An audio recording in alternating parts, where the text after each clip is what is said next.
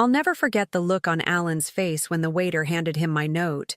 Pure panic washed over him like a tidal wave, his coffee-colored eyes widening to the size of saucers. If Academy Awards were given for Best Performance by a Cheating Husband Caught Red-Handed, he would have swept every category that night. Enjoy your dinner. I hope it tastes as good as the lie you told me this morning. That's all I wrote. 15 words that shattered the careful facade he'd built. 15 words that changed everything. Let me back up a little.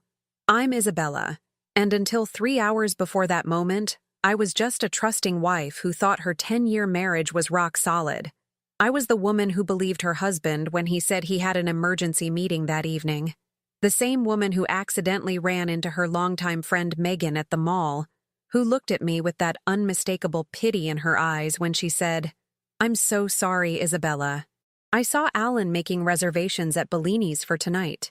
He wasn't alone."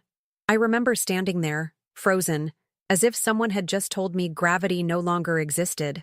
The shopping bag suddenly felt too heavy in my hands. My world tilted sideways. "Are you sure it was him?" I asked, though I already knew the answer. Megan wouldn't make this up. "Positive. I didn't want to be the one to tell you, but I couldn't let you not know." I drove home in a daze, my mind racing through recent months. The late nights, the sudden business trips, the new cologne, the password on his phone that hadn't been there before. Classic signs I'd willfully ignored because I couldn't bear the alternative. I called Bellini's, putting on my sweetest voice. "Hi, I'd like to confirm my husband's reservation for tonight. Alan Matthews?" "Yes, Mrs. Matthews. Table for 2 at 8 p.m. Would you like to add any special requests?" Table for 2. The confirmation hit me like a punch to the gut. "No, that's all. Thank you." I hung up and stared at my reflection in the hallway mirror, barely recognizing the woman looking back at me. She looked hollow, betrayed. But beneath the hurt, I saw something else emerging. Determination. I spent the afternoon in a strange, detached state. I showered. I chose my outfit carefully. A black dress he'd never seen before, elegant but understated. I did my makeup impeccably. If I was going to confront my husband and his mistress, I wasn't going to look like I'd been crying, even though inside I was shattered. I arrived at Bellini's at 7:45 p.m. and asked for a table with a view of the entire restaurant. The maitre d' seated me in a perfect spot. I could see everyone, but unless someone was specifically looking for me, I remained relatively hidden behind a decorative column. At precisely 8:03 p.m., Alan walked in. My husband of 10 years, the man who kissed me goodbye that morning with a promise to be home early, was straightening his tie nervously, and then she appeared beside him. I felt the air leave my lungs. She was beautiful, tall, blonde, probably early 30s. She wore a red dress that hugged every curve, and Alan's hand rested on the small of her back in a gesture of intimate familiarity that made my stomach turn. I'd never seen her before, but from their easy manner with each other, this clearly wasn't their first dinner together. They were seated at a table across the restaurant, bathed in candlelight. I watched as they ordered drinks, their heads close together, laughing at private jokes. Alan reached across the table to take her hand, bringing it to his lips in a gesture he once reserved for me. The diamond tennis bracelet on her wrist caught the light, a bracelet that looked suspiciously like the one missing from our joint credit card statement last month. The business expense he'd explained away so smoothly. Every cell in my body wanted to march over there, flip their table, and create the scene this betrayal deserved. But something deeper, something colder took over. I signaled my waiter. "Do you see that couple over there? The man in the blue suit?" The waiter nodded discreetly. "I'd like you to deliver a note to him. Just him. And if possible, I'd like to watch his reaction." The waiter, bless him, seemed to understand immediately. The knowing look in his eyes told me this wasn't the first time he'd been enlisted in such delicate matters. "Of course, ma'am. I'd be happy to assist." I took the small notepad from my purse and wrote those 15 fateful words, folded the paper neatly, handed it to the waiter with a generous tip. What happened next felt like watching a movie in slow motion. The waiter approached their table, leaned down, and discreetly placed the folded note beside Alan's plate. "For you, sir," I saw him say. Alan looked confused, then unfolded the paper. I watched as his face transformed. Confusion to recognition to horror in the span of 3 seconds. His head snapped up, eyes frantically scanning the restaurant. The woman across from him was saying something, clearly concerned by his sudden change in demeanor. His hands trembled so badly he knocked over his water glass. The woman reached out to steady him, but he pulled away, still desperately searching the room. That's when I stood up and let him see me. Our eyes met across the crowded restaurant. In that moment, I felt something break permanently inside me, but also something else being born. Something stronger. I didn't cause a scene. I didn't rush over. I simply raised my glass in a mock toast, held his gaze for 10 excruciating seconds, and then turned and walked out of the restaurant with my head held high. The night air hit my face as I stepped outside, and only then did I allow the first tear to fall. Alan didn't come home that night. I sat in our darkened living room until 3 a.m., rehearsing what I would say when he finally showed his face. The anger I'd felt in the restaurant had crystallized into something harder, colder, more dangerous. My phone buzzed constantly with his messages. "Isabella, please let me explain. It's not what you think. I made a terrible mistake. Please answer your phone. I love you. Only you." Each text message felt like salt in an open wound. 10 years of marriage reduced to desperate cliches typed with trembling thumbs. Around 4 a.m., I finally fell into a restless sleep on the couch. I woke to the sound of keys in the door at dawn. Alan looked terrible, unshaven, shirt wrinkled, eyes bloodshot. He froze when he saw me sitting there, as if he'd expected me to be gone. Maybe he'd hoped I would be. "Isabella," he started, his voice breaking. "Who is she?" My voice sounded strange to my own ears. Calm. Too calm. "She's nobody. Just someone from work." It didn't mean anything. I laughed then. A harsh, brittle sound that seemed to physically hurt him. "Try again, Alan. The bracelet you bought her looks exactly like the one I pointed out at Tiffany's for our anniversary. The one you said was too expensive for me." His face crumbled. "I can explain that. How long?" He stared at the floor. 6 months. 6 months. Half a year of lies. While I was planning our vacation to the Amalfi Coast, while I was nursing him through that flu in February, while I was organizing his surprise birthday party, he was with her. "Do you love her?" The question burned my throat. His hesitation told me everything. "I don't know what I feel anymore." Something inside me hardened further. "Well, that makes 2 of us." What followed was the kind of argument that changes you forever. The kind where truths long buried rise to the surface like corpses in a flood. "You've been distant for years," he accused. "Always busy with your career, never making time for us. Don't you dare turn this around on me." I fired back. "I built my career while still remembering your mother's birthday every year and making sure we had dinner together 4 nights a week. I made time. You just didn't want it. It's not that simple. It is that simple. You made thousands of tiny choices that led you to her bed. Each one was a betrayal. Hour after exhausting hour, we stripped away the veneer of our marriage, exposing the rot underneath. The respect I once had for him disintegrated with each pathetic excuse, each blame-shifting comment. "I never meant to hurt you," he said finally, when there was nothing left to say. "That's the worst part," I replied. "You never even considered me enough to think about whether I'd be hurt." He moved into the guest room that day. We existed in a Cold War state for 2 weeks, passing like ghosts in our own home, communicating only when absolutely necessary.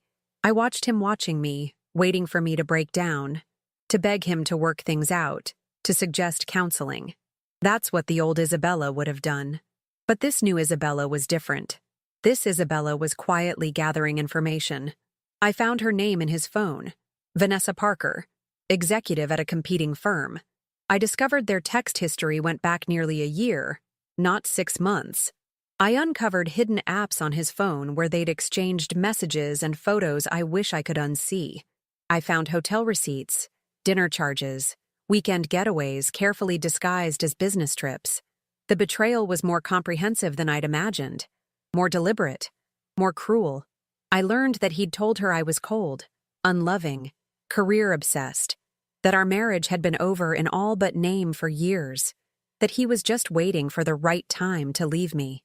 The night I discovered this last piece of information, I finally broke down.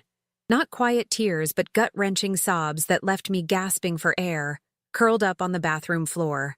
I cried for the woman I had been, trusting, devoted, blind. I cried for the future I thought we had. I cried until there was nothing left. And then, in that strange empty space that follows complete emotional collapse, clarity arrived. This wasn't just about Alan's infidelity. This was about my dignity, my self-worth, my future. The next morning, Alan found me at the kitchen table, calmly drinking coffee. He approached cautiously, like someone approaching a wild animal. "Isabella, I've been thinking, maybe we could try counseling?" I looked at him, really looked at him, and saw not the man I'd loved for a decade, but a stranger. A coward who'd lived a double life and was now scrambling to maintain his comfortable existence. "I think it's too late for that," I said quietly. "Please don't make any rash decisions," he pleaded. "I've ended things with Vanessa. Completely. I want to make this work with you." I almost felt sorry for him then. Almost. "Tell me something, Alan. Did you end things with her because you realized you love me? Or because you're afraid of losing half of everything you own?" His hesitation was my answer. That's what I thought. I stood up, taking my coffee cup to the sink. "By the way, she called the house last night. Apparently, she's not as convinced as you are that things are over." The color drained from his face. "What? When? What did she say?" "Oh, we had quite the illuminating conversation," I replied, enjoying the panic in his eyes. "She seems to think you two had some kind of future planned. Funny, since you just told me you ended things." "Isabella, she's lying." "Save it." I raised my hand. "You know what's interesting? She didn't know I existed. Not really. You told her we were separated, living separate lives under one roof, waiting for the right time to file for divorce." He sank into a chair, head in his hands. "I can explain." "You've explained enough." I moved toward the door, grabbing my purse. "I'm going out. Don't wait up." As I closed the door behind me, I heard the sound of something shattering against the wall. The beginning of his realization that this time, his charm and excuses wouldn't save him. They say revenge is a dish best served cold. What they don't tell you is how much preparation goes into creating that perfect, ice-cold serving. While Alan thought I was falling apart, I was methodically putting together the pieces of my new life and his undoing. First, I contacted Jennifer, my college roommate who had become one of Seattle's most ruthless divorce attorneys. We met for lunch at a small cafe far from my usual haunts. "You need to document everything," she advised over salads we both merely picked at. "Bank statements, credit card records, text messages, anything that shows the timeline and extent of his affair. Washington is a no-fault state, but evidence of infidelity can influence property division if you can prove he used marital assets to fund the affair." I smiled faintly. "Like a $12,000 tennis bracelet?" "Exactly like that." She nodded approvingly. "And Isabella? Don't move out of the house no matter how uncomfortable it gets. It can complicate property claims." That evening, I created a new email account and began forwarding myself screenshots, photos of receipts, bank statements, building my case meticulously. Every night after Alan fell asleep, I'd slip into his home office and photograph documents, download statements, copy files. I discovered offshore accounts I never knew existed, investments made without my knowledge, a pattern of financial deception that paralleled his emotional betrayal. But the most important discovery came 3 weeks after the restaurant incident. While searching through old tax documents in our storage room, I found a folder labeled Meridian Acquisition, Private. Inside was a series of documents outlining Alan's plan to orchestrate a hostile takeover of a smaller firm, Meridian Technologies, using insider information obtained through his relationship with Vanessa, who worked for Meridian's parent company. I sat back on my heels, heart pounding. This wasn't just infidelity. This was corporate espionage, potentially illegal activity that could destroy not just his marriage, but his career and reputation. I carefully photographed every page, then returned the folder exactly as I'd found it. The next day, I called my brother Michael, who worked for the SEC. "I need hypothetical legal advice," I said when he answered. "Those are my favorite kinds of conversations with family members," he replied dryly. "Go on." I outlined the situation without names, describing the documents I'd found. Michael's voice grew serious. "Isabella, if what you're describing is accurate, this person could be facing serious securities fraud charges. The SEC takes this kind of insider trading extremely seriously. What kind of penalties are we talking about? Substantial fines, potentially criminal charges depending on the extent, definite end of career in finance, possible jail time." He paused. "Why are you asking these very specific hypothetical questions?" "Just research for a novel I'm thinking about writing," I lied smoothly. "Thanks for the insight." With this new information, I began constructing a three-pronged plan. First, financial protection. I quietly moved half of our joint savings into a new account in my name only, an amount I could legally justify as my portion of marital assets. I consulted with a financial advisor about protecting my own investments and credit. Second, professional leverage. I compiled a dossier of Alan's corporate espionage activities, not to submit to authorities yet, but to hold in reserve. Nuclear option. Third, and this was the part that gave me a grim satisfaction, I arranged to meet Vanessa. I chose a quiet hotel bar downtown, neutral territory. She arrived 15 minutes late, sliding into the booth across from me with a mixture of defiance and curiosity on her face. "I wasn't sure I should come," she said, signaling the waiter for a drink. "Yet here you are," I replied, studying her. Up close, she looked younger, her confidence more fragile than it had appeared in the restaurant. "What do you want, Isabella? To threaten me? Tell me to stay away from your husband?" There was a challenge in her voice, but also uncertainty. I smiled slightly. "Actually, I wanted to thank you." That caught her off guard. "Thank me? For showing me who Alan really is before I wasted any more of my life on him."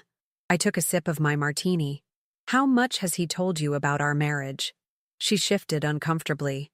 "He said it was over in all but name. That you two were basically roommates. That you were focused on your career and didn't care about him anymore." I nodded. "And the separate bedrooms? The impending divorce?" "Let me guess. Just waiting for the right time?" A flicker of doubt crossed her face. "Yes. Did you know we renewed our vows last year in Hawaii? That we were trying for a baby this spring?" These weren't true, but I needed to see her reaction. Her face paled. That can't be right."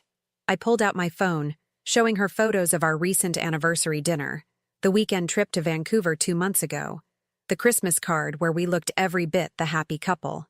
"He's lied to both of us, Vanessa. The difference is, I'm done believing him." She stared at the photos, then raised her eyes to mine. "Why are you showing me this? What do you want?" I leaned forward. "I want you to understand who you're really involved with. Not just a cheater, but someone who uses people. You don't know anything about our relationship," she said defensively, but her voice wavered. "I know he's using information you provide about Meridian to orchestrate a takeover that will likely result in mass layoffs, including probably yours." I kept my voice matter of fact, watching the shock spread across her face. "That's not... He wouldn't... He would, and he is. I've seen the documents." I took another sip of my drink. "I'm not here to fight with you over Alan. You can have him, though I suspect he'll discard you too once he's gotten what he wants. I'm here because women should warn each other about predators." Her hand trembled as she reached for her wine glass. "I need to think. This is a lot to process." "Take all the time you need." I placed a business card on the table between us. "My private number is on the back. Call me when you're ready to talk more." As I stood to leave, she looked up at me, confusion and anger warring in her expression. "Why would you help me?" I considered this for a moment. "Because Alan hurt both of us, and because I believe in karma." Walking out of that bar, I felt a strange sense of power returning. Not the desperate anger of betrayal, but something steadier, more purposeful. That night, I slept soundly for the first time in weeks. Alan noticed the change in me the next morning, eyeing me suspiciously over breakfast. "You seem different," he ventured. I smiled enigmatically. "Do I?" I hadn't noticed. He studied my face, trying to read what was happening behind my eyes. Isabella, I've been thinking a lot about us, about what happened. Save it for someone who still cares, Alan. I cut him off gently, almost kindly. I have a busy day ahead. As I walked out the door, I caught my reflection in the hallway mirror, shoulders back, head high, a glint of determination in my eyes. The woman looking back at me wasn't broken anymore. She was ready. 3 days later, my phone rang with an unknown number. When I answered, Vanessa's voice came through, quiet but resolute. "I'm ready to talk," she said, "and I have something you should see." The pieces of my plan were falling into place, one by one. I just needed to be patient for a little longer. The quarterly board meeting of Matthews Financial Advisors was scheduled for 10 a.m. on a rainy Tuesday in September. Alan had founded the company 12 years ago, building it from a small operation into one of Seattle's most respected wealth management firms. This particular meeting would feature his presentation on the Meridian acquisition, the crowning achievement of his career. I knew this because Alan had been working obsessively on the presentation for weeks, often muttering to himself about sealing the deal and career-defining moment. He had no idea I was aware of what he was planning, or that I had prepared a surprise of my own. My meeting with Vanessa 2 days earlier had been illuminating. After our initial conversation at the hotel bar, she'd done her own investigation and discovered Alan had been using her in exactly the way I'd suggested. Worse, she found evidence that he'd been manipulating Meridian's stock through unofficial channels, actions that crossed the line from unethical to illegal. "I brought you these," she'd said, sliding a USB drive across the cafe table. Emails, recorded conversations, documents he asked me to borrow from secured servers. I was stupid, Isabella. I believed everything he told me. "We both did," I'd replied, pocketing the drive. "The difference is, we're not stupid anymore." That morning, as Alan knotted his lucky tie, the one he wore for all important presentations, I kissed him on the cheek. "Good luck today," I said sweetly. He looked surprised by the gesture, but pleased. "Thanks. It means a lot that you're being supportive, considering everything." "Well, this is a big day for you," I replied. "I wouldn't want to miss it." Confusion flickered across his face. "Miss it? You're not attending the board meeting." I smiled. "Actually, I am. Don't worry about picking me up. I have some errands to run first. I'll meet you there." Before he could respond, I walked out, leaving him staring after me with growing unease. At 9:45 a.m., I entered the Matthews Financial headquarters in a tailored black suit that radiated confidence and authority. The receptionist recognized me immediately. "Mrs. Matthews, it's been too long since we've seen you here." "Thanks, Angela. I believe they're expecting me in the boardroom." "Yes, ma'am. Shall I escort you?" "No need. I remember the way." As I walked through the familiar corridors, employees greeted me with surprised smiles. I'd been a regular presence in the early days of the company, before Alan had suggested it was more professional if I stayed away. The boardroom was already half full when I arrived. Board members and executives mingled, coffee cups in hand. Alan was at the far end, deep in conversation with the company's general counsel. When he spotted me, his fake smile faltered for just a second before he recovered, excusing himself to approach me. "What are you doing here?" he hissed under his breath, maintaining his public smile. "Supporting my husband," I replied loudly enough for nearby board members to hear. "I wouldn't miss this for the world." He gripped my elbow, steering me toward a quiet corner. "Isabella, this isn't the time or place for whatever you're planning." "Planning? I'm just here to watch your big presentation." My smile never wavered. "Unless there's some reason you don't want me here?" Before he could respond, the board chairman called the meeting to order. Alan was forced to take his seat at the table while I sat in one of the chairs along the wall, poised and attentive. The first hour of the meeting proceeded normally. Financial reports, market analyses, projections for the coming quarter. Alan grew visibly more relaxed as the meeting progressed without incident, occasionally glancing my way with diminishing concern. Finally, the chairman turned to him. "Now, I believe Alan has a special presentation regarding a potential acquisition opportunity." Alan stood, confident in his element, clicking to his first PowerPoint slide. "Thank you, Richard. Ladies and gentlemen, I'm excited to present a unique opportunity to acquire Meridian Technologies at a significant discount to market value. For the next 20 minutes, he outlined his proposal, the financials, the strategic advantages, the insider knowledge that gave them the edge. He was charismatic, persuasive, completely in command. The board members nodded appreciatively, clearly impressed. In conclusion, Alan said, this acquisition represents not just a sound financial decision, but a transformative opportunity for Matthews Financial to expand into new markets with minimal risk. A smattering of applause followed. The chairman smiled broadly. Very impressive, Alan.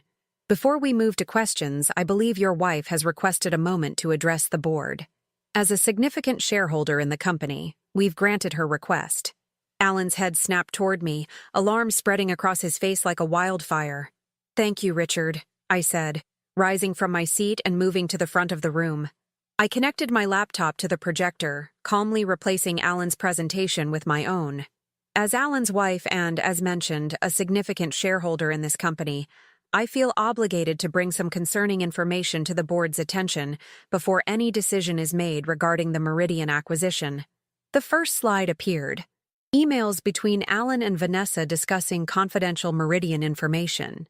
What you're looking at is evidence of corporate espionage and insider trading, I said calmly. Alan has been obtaining confidential information through an inappropriate relationship with a Meridian employee. Gasps echoed around the table. Alan half rose from his chair. This is ridiculous. Isabella is clearly trying to— Please let me finish, Alan, I interrupted smoothly. I have documented evidence of at least 17 instances where you used non-public information to position Matthews Financial advantageously prior to this acquisition attempt. I clicked through to the next slides. Bank transfers, recorded conversations, the documents Vanessa had provided. Furthermore, the SEC has been provided with this same information as of 8 a.m. this morning, I continued, watching the color drain from Alan's face. The general counsel leaned forward. Mrs. Matthews, these are extremely serious allegations. They're not allegations, James. They're documented facts. And I believe they expose this company to significant legal and financial risk. I turned to face the stunned board members directly. I'm not here to destroy what Alan has built. I'm here to protect it, and all of you, from his increasingly reckless behavior. Alan finally found his voice. This is absurd. She's making this up because of personal issues between us. Personal issues? I raised an eyebrow. You mean your affair with Vanessa Parker? The same Meridian employee who provided you with this insider information? The affair you funded with company resources? I clicked to another slide showing expense reports, hotel charges, gifts, all billed to the company. The room fell silent. Alan looked around desperately, finding no allies among the shocked faces of the board. I move that we suspend this acquisition discussion pending a full internal investigation, said one of the older board members, breaking the silence. Seconded, said another immediately. The chairman cleared his throat. Alan, I think you should step out while the board discusses this matter privately. This is my company, Alan protested, desperation edging into his voice. A company with shareholders, legal obligations, and a reputation to protect, the chairman replied firmly. Please wait outside. As Alan stormed out, throwing me a look of pure hatred, I gathered my things calmly. Mrs. Matthews, the general counsel called as I prepared to leave. I assume you have copies of all this documentation? I handed him a sealed envelope. Everything's in here, James. I suggest you review it quickly. The SEC won't wait long. Walking out of that boardroom was the most powerful moment of my life. In the hallway, Alan stood waiting, his face contorted with rage. You've destroyed everything, he hissed as I approached. Was this your plan all along? To humiliate me? Ruin me? I stopped, considering him with a calm I genuinely felt. No, Alan. This was your plan. You destroyed everything the moment you decided to lie. To me? To Vanessa? To the board? To yourself. I just made sure you couldn't take everyone else down with you. They'll never prove anything, he said. But uncertainty had crept into his voice. I smiled slightly. Vanessa kept records of everything, Alan. Everything. She's cooperating fully with the SEC. It's over. As I walked away, he called after me, his voice breaking. Isabella, you can't just leave. We need to talk about this. I turned back one last time. We're beyond talking, Alan. Check your email. My lawyer will be in touch about the divorce. Don't come home tonight. Or ever again. The rain had stopped when I stepped outside, the sun breaking through the clouds. I took a deep breath of fresh air, feeling lighter than I had in months. My phone buzzed with a text from Jennifer. Just got word from my contact at the SEC. They're moving forward with the investigation. You did it. I slid into my car, looking back at the company building where Alan's career was imploding in real time. I felt no joy in his destruction, only relief that this chapter of my life was finally closing. As I drove away, I realized I was smiling. Not because of what I'd done to Alan, but because of what I'd done for myself. I'd reclaimed my power, my dignity, and my future, and that was worth everything. 6 months later, I sat on the balcony of my new apartment overlooking Puget Sound, sipping morning coffee and watching ferry boats cross the water in the early light. The divorce had been finalized 3 weeks earlier, quick by normal standards, but Alan had been in no position to contest anything once the SEC investigation began in earnest. The headlines had been brutal. Matthews Financial founder faces SEC charges in insider trading scandal. Financiers double life, affairs, espionage, and fraud. Matthews steps down as CEO amid federal investigation. I avoided the media frenzy as much as possible, declining all interview requests and keeping a low profile. There was no satisfaction in watching Alan's public humiliation, only a quiet vindication that truth had finally prevailed. The terms of our divorce settlement were more than fair. I took only what was legally mine, half our marital assets minus the funds he'd spent on Vanessa, plus a small ownership stake in the company, which was now being run by the board until a permanent CEO could be appointed. Alan himself was facing multiple federal charges and had been released on bail pending trial. According to mutual friends, he'd aged a decade in 6 months, haunted, diminished, a shadow of the confident man I'd married. I felt strange thinking about him now, not with the searing pain of betrayal, but with a detached sort of sadness for what could have been, for what we'd lost, for who I'd thought he was. My phone chimed with a text from Vanessa. Just finished my SEC deposition. Thought you should know. They offered me immunity for full cooperation. It's finally over. Vanessa and I had developed an unlikely alliance through this ordeal. Not friendship exactly, but a bond forged in the crucible of shared betrayal. She'd moved to Chicago to start fresh, and I wished her well. I texted back, "Congratulations. Time for both of us to move forward." Moving forward. That had been my mantra these past months. Not forgetting, not pretending the pain hadn't happened, but refusing to let it define my future. I'd started consulting for small investment firms, using my financial background in ways that felt meaningful. I'd reconnected with old friends, started painting again, a passion I'd abandoned years ago when Alan suggested it was just a hobby. Last week, I'd even agreed to dinner with a literature professor I'd met at a gallery opening. The evening had been pleasant, comfortable, not earth-shattering romance, but a gentle reminder that my heart wasn't permanently closed. My therapist said that was progress. She'd been helping me understand that what happened wasn't a reflection of my worth, but of Alan's character flaws. Some days I believed her. Some days the doubt still crept in. A gentle knock on my door interrupted my thoughts. It was the delivery I'd been waiting for, a package containing my new business cards. I opened the box and ran my finger over the embossed letters. Isabella Matthews, Financial Ethics Consultant. The irony wasn't lost on me. From betrayed wife to ethics consultant, life had a strange way of creating purpose from pain. My phone rang. Jennifer, calling with updates on the final legal loose ends. As I answered, I caught my reflection in the window glass. The woman looking back at me wasn't the same person who had sent that fateful note in the restaurant. She was stronger, wiser, more self-possessed. She had weathered a storm that should have broken her, and instead had been forged by it. That evening, I wrote a letter I never intended to send. Alan, I've been thinking about that night at the restaurant. How something as simple as a note on a piece of paper could break open the elaborate deception we were both living in. You in your affair, me in my illusion of a faithful marriage. I don't hate you anymore. Hatred requires an investment of emotion I'm no longer willing to make where you're concerned. Instead, I've come to see our ending as inevitable, not because love can't last, but because what we had wasn't really love at all. It was a performance, a transaction, a habit. Real love doesn't require lies. It doesn't hide in hotel rooms or secret bank accounts. It stands in the light, imperfect but honest. I hope someday you find that kind of love. I hope someday I do too. The strangest part of all this is that I should thank you. Your betrayal forced me to find a strength in myself I never knew existed. It pushed me to rebuild my life on my terms, not yours or anyone else's. So I guess what I'm saying is, that note I sent you changed both our lives forever. And despite everything, I wouldn't take it back. Goodbye, Alan. Isabella. I folded the letter and placed it in my desk drawer, a final act of closure. Outside, the lights of Seattle twinkled to life as dusk settled over the water.